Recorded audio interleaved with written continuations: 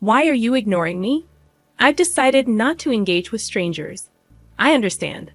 I'll continue living with my in-laws. They completely ignore me. I expected it from my mother-in-law, but I never imagined my father-in-law would treat me this way. There was a reason why the once kind in-laws had changed. It was because of my sister-in-law, who disliked me. With her return, our peaceful life together was completely upended. Don't regret it, okay? You think I'm going to regret this? Think again, jerk. I packed my bags and left my in-laws' house. Sure enough, just 3 days after I left, chaos broke out in their household.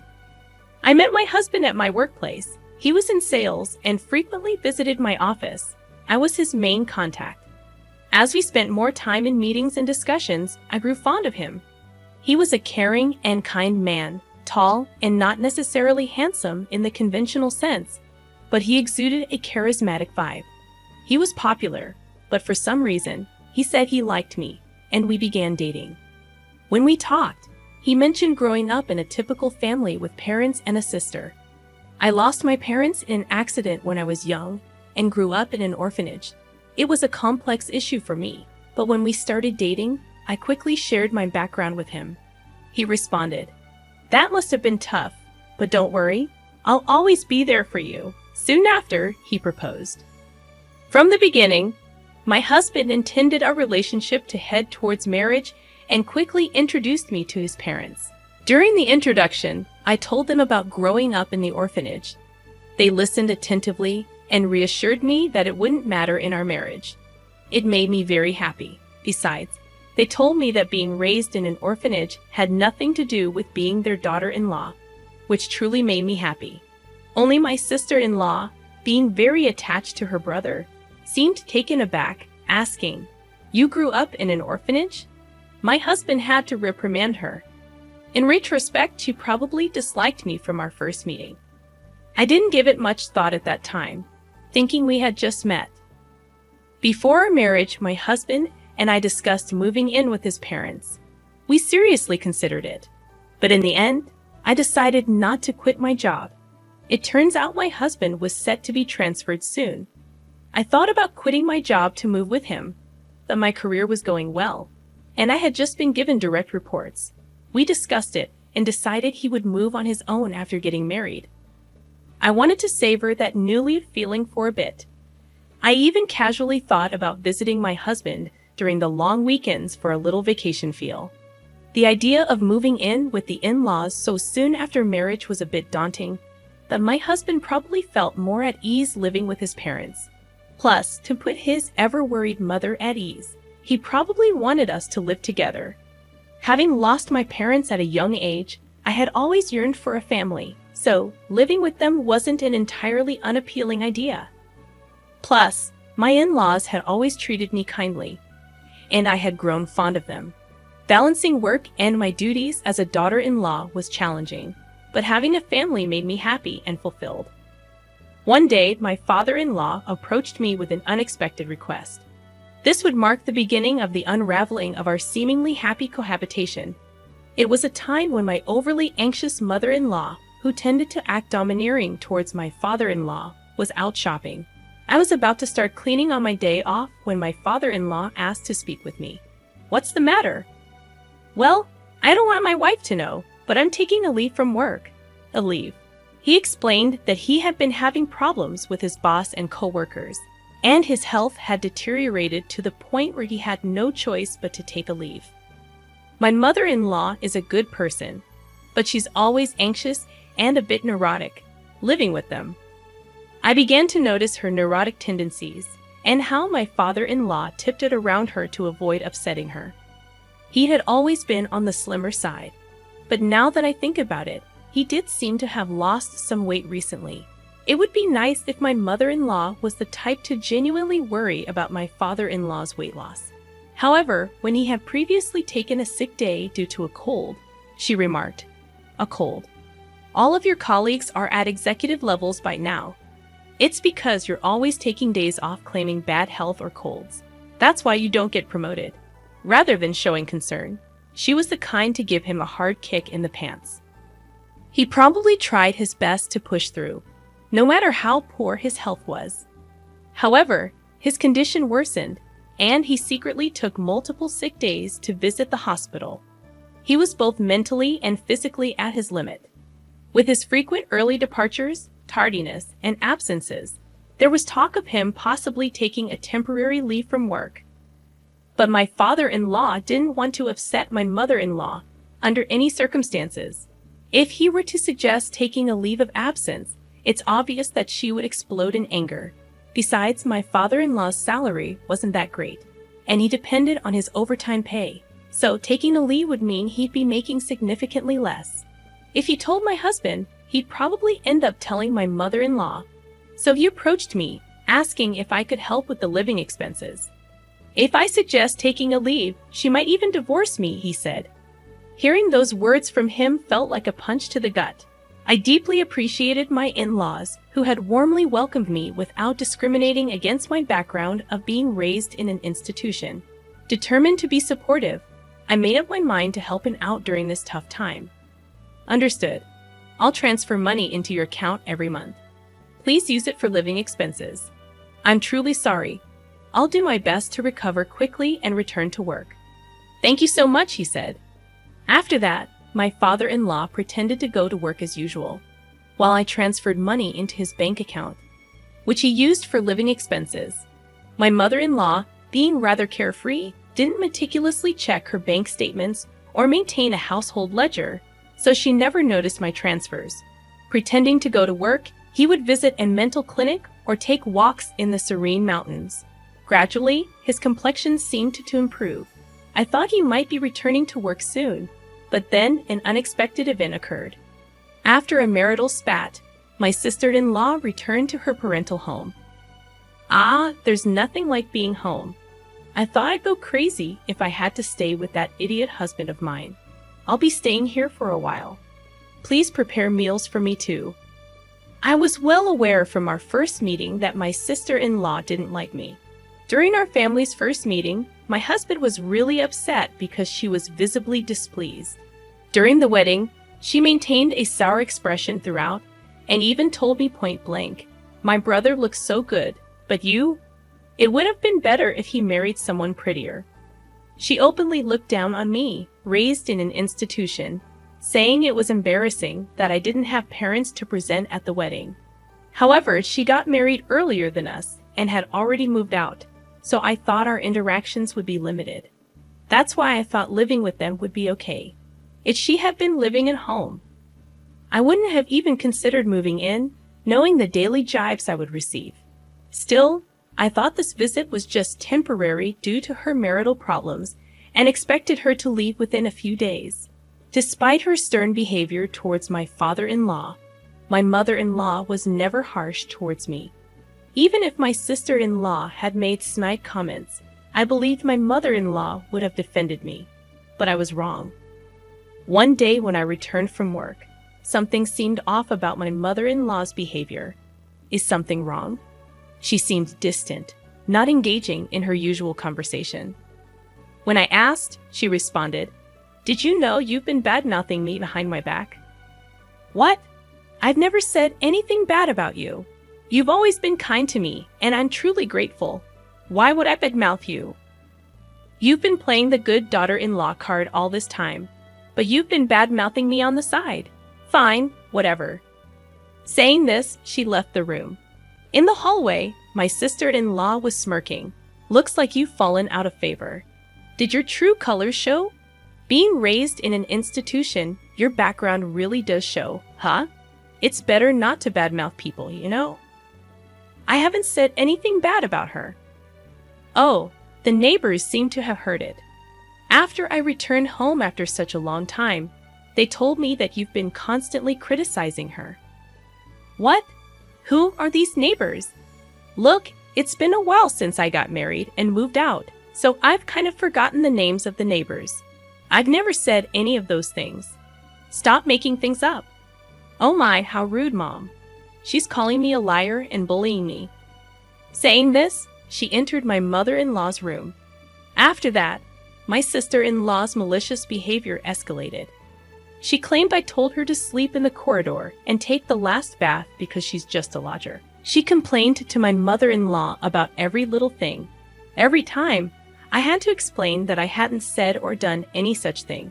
However, my mother-in-law seemed to be completely taken in by my sister-in-law's words and seemed to be under her influence. My sister-in-law continued her day, making me wonder if she intended to stay indefinitely. With these worries, I headed home with a heavy heart. I'm home. Previously, my mother-in-law would cheerfully greet me with "Welcome back." Now, there was silence. "I'll get dinner ready," I said, stepping into the living room. I was shocked. Normally, my sister-in-law would nag me to prepare dinner quickly, but now my mother-in-law, father-in-law, and sister-in-law were all eating sushi together. Surprised, my sister-in-law said, "Oh, it looks like someone who isn't family is home. You're not thinking of having sushi, are you?" Without even glancing at me, my mother-in-law continued eating while watching TV. "If you wanted sushi, you should have said so." I rushed home after shopping. No one asked for that. "Hey, Mom, Dad, I went out with my friends during the day and got some delicious pudding. Let's eat together." As my sister-in-law said that without paying any mind to me, the three of them started eating the pudding. I was exhausted from work and didn't have the energy to get upset, so I went to my room without eating. The next day, my sister-in-law said she was going out with friends and asked me to drive her to the station. I obviously declined since it was a weekday and I had work. Even if we were headed in the same direction, it would be a completely different route, and she wanted to leave close to noon. There's no way I could take her. "Just take a day off. It's fine. Your cute little sis-in-law just wants a ride. She never had the chance to relax and hang out after she got married, right? Can't you be a bit kinder to her? Now, with all due respect, didn't you go out with friends last night after getting a late-night call? Seems like you've been going out almost every day since you came home. I have work. Please take the bus or train." My mother-in-law and sister-in-law were murmuring in the background, but I was fed up. I left for work. However, that night, the defining event that made me decide to leave this house took place. I got held up at work and returned home after picking up some groceries, expecting to be berated. It had started raining by the time I left the office, and it was pouring so hard that even getting in and out of the car, I was drenched. I wondered what nasty trick would be played on me tonight. But when I got home, the three of them were eating takeout just like the day before, no greeting, acting as if they didn't even notice my return. But I've grown used to this treatment. I glanced toward the courtyard from the hallway and saw something placed in the center of the garden. Taking a closer look, it was my belongings. A designer bag I bought with my first paycheck, shoes that were my first birthday gift from my husband, and even my computer that I used for work at home was soaked. As I was in shock, my sister-in-law said with a smirk, "I felt so grossed out having a stranger's things in the house. I threw them out, flaunting a designer bag like that. How arrogant of you." Neither of my in-laws said a word about her outrageous behavior. "Why didn't you stop her? Have I done something to you? Do you really believe her lies that I've been bad-mouthing you, bullying her? Aren't you mad at her for what she did?" My mother-in-law avoided my gaze, staying silent. "Why won't you say anything? I can't talk to strangers. I can't be friendly with someone who's not family." My mother-in-law wouldn't even look at me.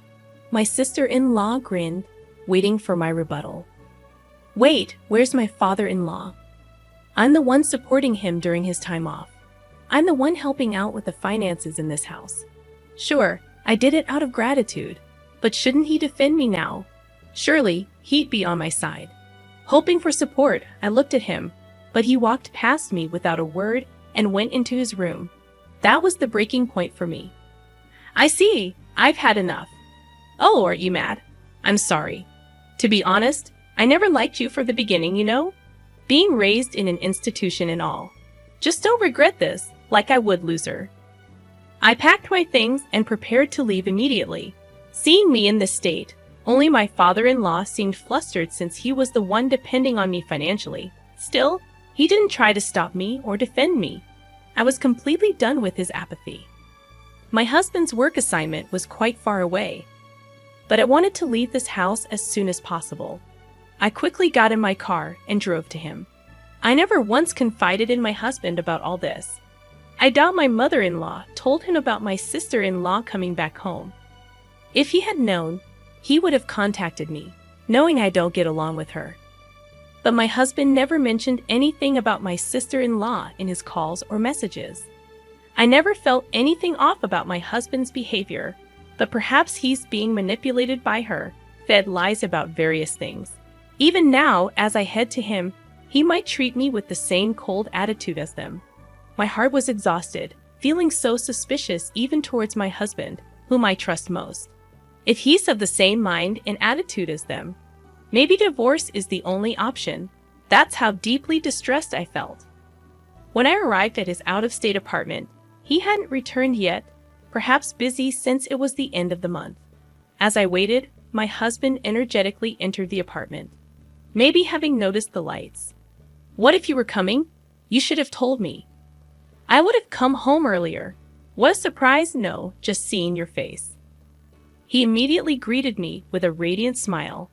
The relief of seeing him happy to see me combined with the humiliation from my in-laws' house made a mixture of emotions flood out, and I broke down crying. What happened? Did I say something wrong? Seriously, what's going on? It seemed my husband had no idea about the treatment I received at his parents' house. I composed myself, knowing I had to clearly explain everything to him, and began to recount everything. How I'd been financially assisting his father who took medical leave, without telling his wife that his sister had returned and was now staying at their parents' home. That she'd been feeding his mother lies about me, turning her cold towards me, how they referred to me as an outsider, how they ignored me, left my belongings out in the rain and ruined them. Through tears and pauses, I told him everything. Finally, I made it clear that I had no intention of ever returning to that house, and that if he couldn't agree with me on this, I'd want a divorce. My husband apologized for being too engrossed in his work and not checking in on me more often, regretting his family's behavior towards me. Of course, he told me I don't have to go back to his parents' house or even speak to them. Even if I ever forgave them, he was adamant about cutting ties with his parents and sister. He also promised not to provide any financial aid to his father anymore. That night, I felt truly relieved. The tension I had been holding melted away, and I had a peaceful sleep by his side. After that, I never returned to my in-laws' house. While commuting from my husband's out-of-state place was not feasible, I had already approached my company about working remotely. Since my sister-in-law and mother-in-law started treating me harshly, my job doesn't necessarily require being in the office, and many of my colleagues and superiors also work remotely. While I had to visit the office a few times a month, several colleagues lived even further away, so switching to remote work wasn't a problem. I hadn't truly experienced married life since moving in with his family and dealing with my sister-in-law's bullying, but now we could finally live like newlyweds. Just as I was setting up my remote workstation, predictably, my sister-in-law contacted me. It turned out the day after I left their house was the day my father-in-law was supposed to get paid. My mother-in-law usually withdraws a certain amount and transfers it to their household account on payday. But this time she couldn't. Until now, I have been supplementing my father-in-law's reduced salary due to his time off.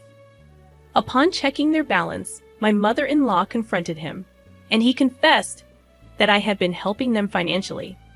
"Hey, why didn't you tell me you were covering the living expenses?" He told me not to, saying he didn't want you to know, so I kept it a secret. Anyway, we're running out of money for living expenses, and there's no one to cook or do laundry. The room is a mess. As his wife, you need to come back and take care of these things and transfer money quickly. How heartless. I told you, didn't I? I don't regret this. I have no intention of going back to that house or continuing as your maid. Why should I help people who hate me, destroy my belongings, and treat me like this? Aren't you his wife? Without your help, we can't pay the electricity or gas bills. We can't even go shopping. That's why I said it. I'm an outsider, so it's none of my business, right? I hung up, ignoring my sister-in-law's ranting. She and my mother-in-law kept pestering me with calls and messages, but I ignored all of them.